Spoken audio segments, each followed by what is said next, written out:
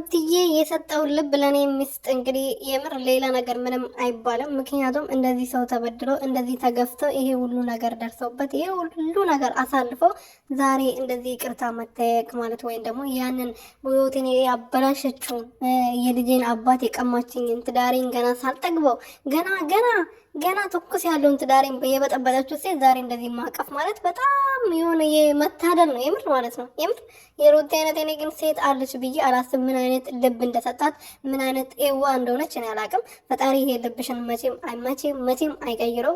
በጣም የሚያኮራ ማንነት ነው ያለሽ ማለት ነው።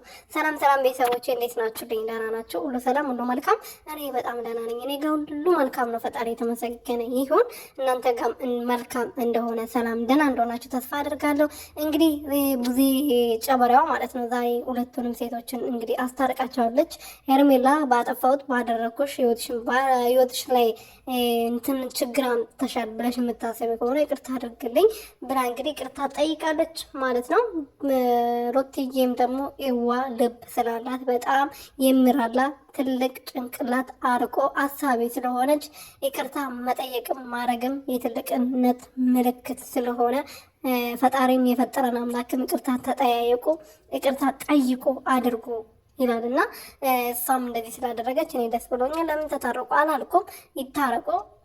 ያው ነገ ደግሞ እንደማይቦጫጨቁ ተስፋ እናደርጋለን። ፀጉራቸው ዛሬ ያሳቀፉትን ነገ እንደማይቦጫጭሩ ተስፋ እናደርጋለን።